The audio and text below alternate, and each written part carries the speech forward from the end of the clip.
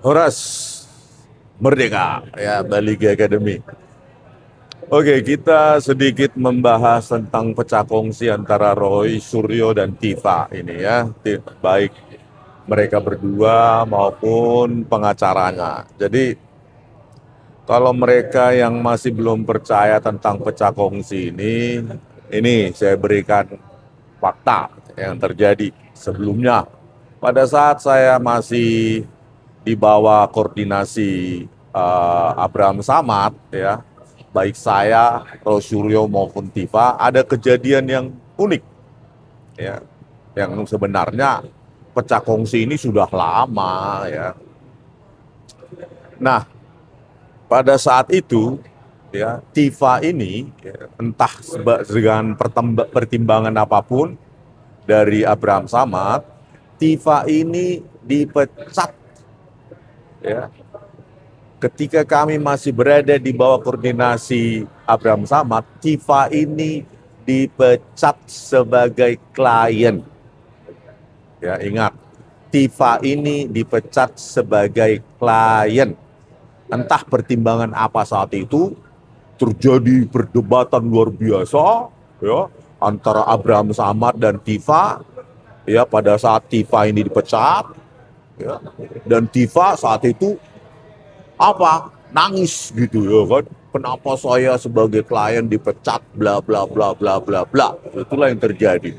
Wow, itu seru banget itu di kantor Abraham Samad. Ya kan, perdebatan. Saya cuma diam, apa yang terjadi di antara orang ini dua. Kok tiba-tiba si Tifa dipecat oleh Abraham Samad. Sampai detik ini pun saya tidak tahu apa pertimbangannya. Ya kan, si Tifa ini gitu loh. Ya kan? Jadi berikutnya juga ya, sebelum pemecatan itu terjadi ya. Jadi si Al-Katiri ya, pengacaranya Tifa ini juga sempat diusir. Eh, Diusir dari pertemuan di kantor Abraham Samad. Kenapa Al-Katiri ini diusir? Karena dia menghadiri ILC di tempat Bang Karni Ilyas ya. Nah, jadi Al-Katiri ini ya menghadiri ILC tanpa persetujuan koordinasi Abraham Samad dan Kozinuddin. Jadi Al-Katiri ini sampai diusir, dan itu ramai sekali pada saat itu gitu ya. Jadi di bawah koordinasi Abraham Samad ini harus disepakati siapa yang tampil di mana, baik di podcast, terutama podcast besar di ILC maupun di televisi. Nah, ternyata Al-Katiri ini tidak terkoordinasi dulu, tidak izin dulu, gitu loh, tidak izin dulu kepada Abraham Samad dan timnya, terutama Kozinuddin, karena di situ harus dibagi siapa yang tampil di TV, Kozinuddin ke sana, Al-Katiri ke sini atau yang lain-lain gitu. Itu di bawah koordinasi. Jadi kalau kita bicara tentang pecah kongsi itu sudah lama terjadi, gitu loh ya. Jadi Tifa pun sudah dipecat gitu loh sebagai klien. Bayangkan, sebagai klien dia sudah dipecat, dan itu ribut saat itu.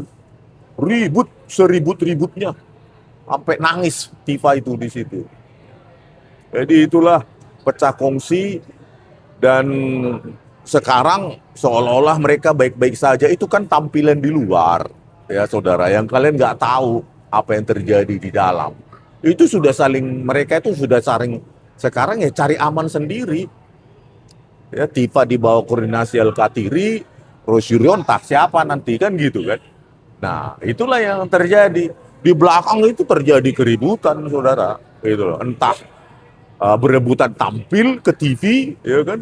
Apalagi sekarang ada pengacara oportunis tiap hari masuk TV yang dulunya entah siapa itu, gitu ya kan. yang jago hafal pasal itu, gitu loh. Iya, saling iri lah mereka. Paling di dalam sekarang juga udah saling sikut-sikutan.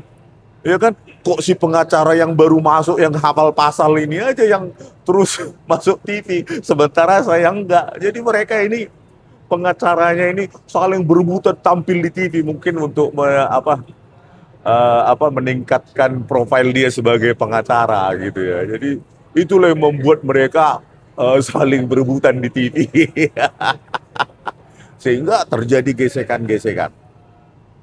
Nah terakhir, kalaupun Tifa istilahnya mencari emergency exit ya untuk menjauhkan diri ya, teknik atau strategi dari Al-Katiri untuk menjauhkan diri kliennya Tifa dari Roy Suryo, ya wajar gitu loh. Ini kan teknik mereka agar perbuatan Roy Suryo ya, apalagi sekarang sering mengatakan bahwa penangkapan penahanan dia seperti gaya G30 SPKI itu kan terlalu tuduhan dibuat-buat ya, terlalu apa ya, padahal kalau G30 SPKI itu kan pakai laras panjang ditunjukkan gitu, ditenteng begitu ya. Pada hari ini pada saat ditampilkan di sidang videonya biasa saja, mana itu senjata laras panjangnya dan segala macam, terjadi pemukulan, penendangan segala macam, nggak ada apa-apanya.